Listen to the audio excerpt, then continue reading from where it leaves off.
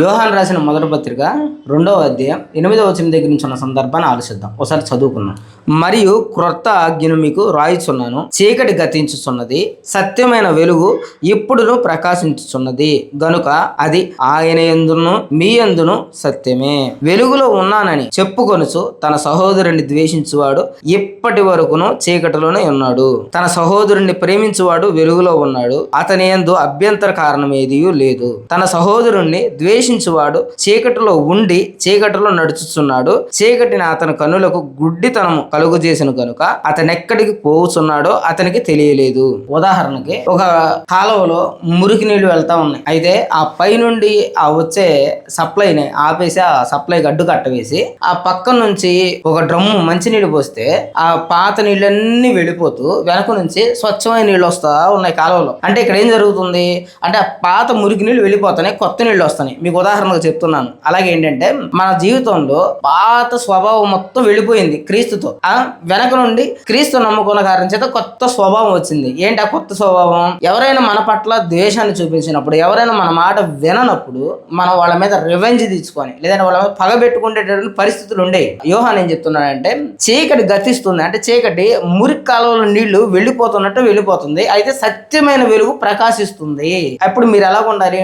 ఎదుటి వ్యక్తిని ద్వేషించే స్థాయి నుంచి ఎదుటి వ్యక్తిని ప్రేమించే స్థాయికి రావాలి. ఇంతకు ముందు చర్చికి రాకముందు, యేసుక్రీస్తు నమ్ముకోకముందు ప్రతి విషయానికి మనం నెగ్గాలి, ప్రతి విషయం మన మాట నెరవేరాలి అనే ఆ స్థితి నుంచి ఎదుటి వాడి అభిప్రాయాన్ని మనం గౌరవించాలి, ఎదుటి వాళ్ళ మనస్తత్వాన్ని అర్థం చేసుకోవాలి, వాళ్ళని ప్రేమించాలి అనే స్థితికి రావాలి. ఇది మన చర్చికి వచ్చిన జరిగేది. అయితే ఇప్పుడు ఏంటంటే వాక్యాన్ని కూడా సరిగ్గా పాటించని కారణం చేత, బోధించని కారణం చేత సంఘాల్లో ఏం జరుగుతుందంటే పెత్తనం మొదలైంది. అంటే లోకంలో ఏ విధంగా బ్రతికామో దానికి మించి కట్టుబాట్లు, ద్వేషం, దానికి మించి ప్రేమ రాహిత్యం, దానికి మించి ఒక ఓర్చుకోలేనితనం, దానికి మించి క్షమించలేనితనం, పగలు పెట్టేసుకుంటాం, చర్చీలు మానేయడం, గొడవలు పెట్టుకుంటాం, చికాకులు చేయటం. అంటే పాత నీళ్లు పోయి కొత్త నీళ్లు రావాల్సింది పోయి పాత చెత్త కంటే ఇంకా దరిద్రమైన చెత్తను తీసుకొచ్చి ఈ కాలంలో ప్రవహిస్తుంది. అయితే వాక్యం ఏం చెప్తుంది? చీకటి గతిస్తుంది. ఒకవేళ మీరు ఈ పాత పాపపు జీవితాన్ని మార్చుకోలేదంటే అది మీ జీవితంలోనే జరుగుతుంది. కానీ బైబిల్ ప్రకారంగా కాలం గడుస్తూ ఉంది, ఆయన రాకడ దగ్గర అవుతుంది.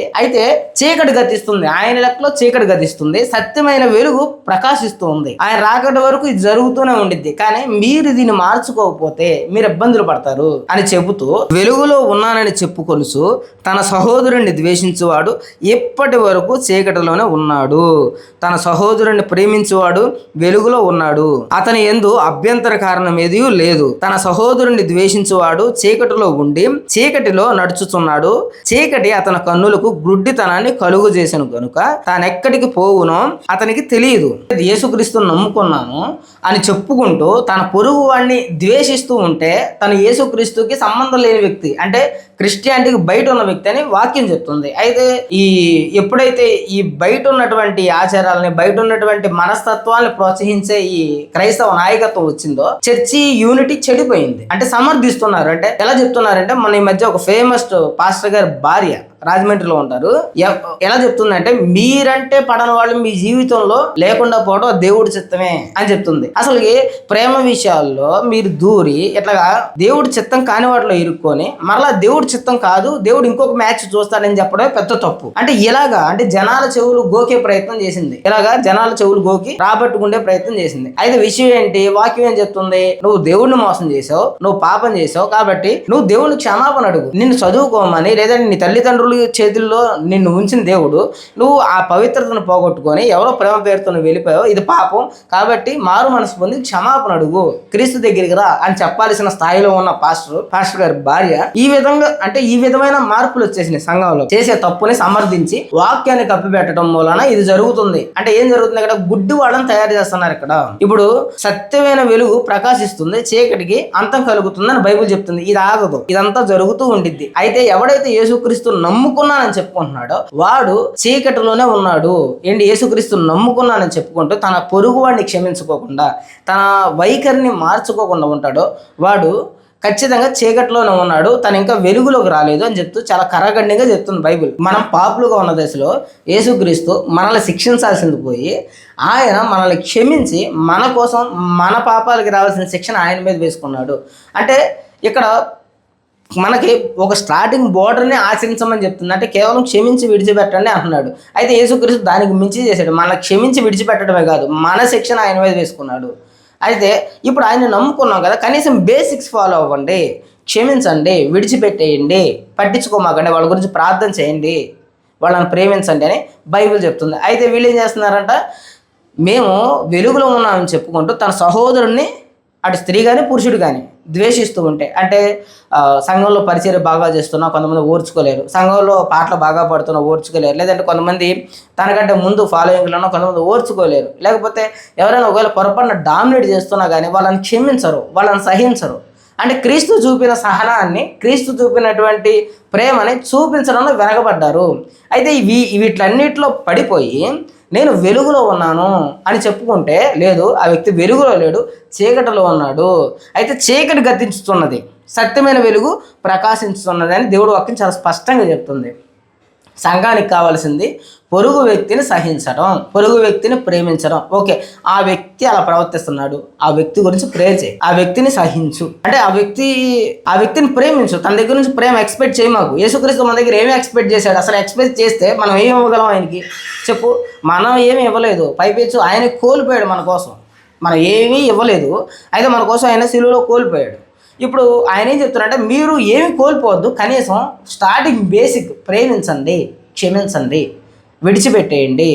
వెలుగులో ఉన్నానని చెప్పుకుంటూ చీకటిలో బ్రతకొద్దని చెప్తున్నాడు. అయితే తన సహోదరుని ప్రేమించేవాడు వెలుగులో ఉన్నాడు, అతని యందు అభ్యంతర కారణం ఏది లేదు. అంటే దేవుడు తను వచ్చేటప్పటికి, ఆ చివరి దినాల్లో మనం ఉన్నాం కాబట్టి ఆయన వచ్చేటప్పటికి మన యందు అభ్యంతర కారణం ఉండకూడదు. దేవుడు కోరింది మినిమం బేసిక్, క్షమించు, ప్రేమించు, వదిలే, విడిచిపెట్టు. రివెంజ్ తెచ్చుకుంటాం కాదు, సహించు, ప్రేమించు, వాళ్ళ మార్పును కోరుకో. మన శత్రువు పడిపోతే మనం అతిశయించకూడదు. లేఖనం చెప్తుంది కదా, శత్రువా నేను పడిపోయాను, నా మీద అతిశయపడమాకు, నేను లెగుస్తాను. అలాగే దేవుడు చిత్తం ఉంటే తన వ్యక్తి లెగవచ్చు. కాబట్టి దేవుడికి మన నుండి ఏ తప్పు కనపడకూడదు. అవతల వ్యక్తి ద్వేషించవచ్చు, అవతల వ్యక్తి మన పరిచర్ని బట్టి, లేదంటే మనం చేసే పర్ఫార్మెన్స్ ని బట్టి మనకి ద్వేషించవచ్చు. అయితే తిరిగి వాళ్ళకి ద్వేషం వెళ్ళకూడదు, వాళ్ళకి ప్రేమ వెళ్ళాలి, వాళ్ళ గురించి ప్రార్థించే స్వభావం వెళ్ళాలి.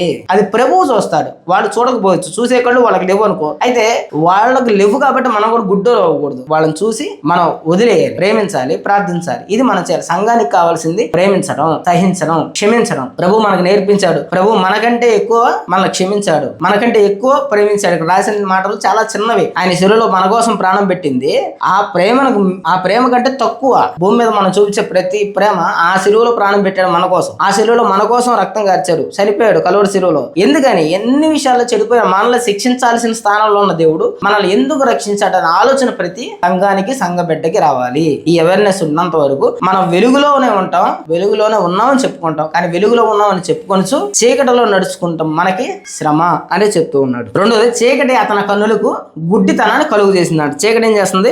అతని కన్నులకు గుడ్డితనాన్ని కలుగు చేస్తుంది. అతడు చీకటిలోనే నడుస్తున్నాడు. అతను ఏం చేస్తున్నాడు, ఎక్కడికి వెళ్తున్నాడో తెలియదంట. అంటే ఎప్పుడైతే మనం దేవుడి స్వారూప్యతని, అంటే దేవుడి ప్రేమ స్వభావాన్ని మనం అన్వయించుకోకుండా ఉంటామో, మనం ఎక్కడికి వెళ్తున్నామో, మన జీవితం ఎటుపోతుందో మనకు తెలియదు. మనందరం పాపంలోనే ఉంటాం. అంటే మనకి అడ్రస్ తెలియదు, ఎటుపోతాం. బైబిల్ చాలా స్పష్టంగా చెప్తుంది. చూడండి, అయితే యోహాను రాసిన మొదటి పత్రిక 2వ అధ్యాయం 8వ వచనం దగ్గర నుంచి 11వ వచనం దగ్గర ఉన్న సందర్భం ఏం మాట్లాడుతున్నాం మనతో, మనం అతి భయంకరమైన పాపులుగా ఉన్నప్పుడు క్రీస్తు పరలోకాన్ని విడిచి మనల్ని క్షమించడమే కాదు మన కోసం ప్రాణం పెట్టాడు. అంటే మన దగ్గర ఏమి ఎక్స్పెక్ట్ చేయలేదు ఆయన ఎక్స్పెక్ట్ చేసింది ఏంటి అంటే మనం బాగుండాలి, మనల్ని క్షమించడం, మన కోసం ప్రాణం పెట్టడం. ఇదే ఆయన ఎక్స్పెక్ట్ చేశాడు, అదే ఆయన చేసేసాడు. అయితే ఆయన ఏం కోరుకుంటున్నా అంటే మినిమం ఆయన పోలికలోకి మనం మారినప్పుడు, అంటే యేసుక్రీస్తుని అంగీకరించుకున్న తర్వాత సంఘంలో ఉన్నటువంటి మన మీద వ్యతిరేకమైన ప్రతి వ్యక్తిని క్షమించాలి, తనని విడిచిపెట్టాలి, తన మీద రెవెంజ్ తీర్చుకుంటాం కాదు, ప్రేమ కలిగి ప్రార్థన చేసే తత్వం కొంటే, అంటే ప్రేమ స్వరూపంలాగా మారండి. అదే కోరుకుంటున్నాడు ఆయన. ఆయన చేసిన త్యాగం ముందు మన చేయమనేది చాలా చిన్నదే, దాన్ని మనం చేయాలి అనేది 8వ వచనం నుండి 11వ వచనం దగ్గర ఉన్న సందర్భం మనతో మాట్లాడింది. కాబట్టి మనం యేసుక్రీస్తు శిలువను చూసి, ఆయన శిలువ మరణంలో ఉన్న ప్రేమను చూసి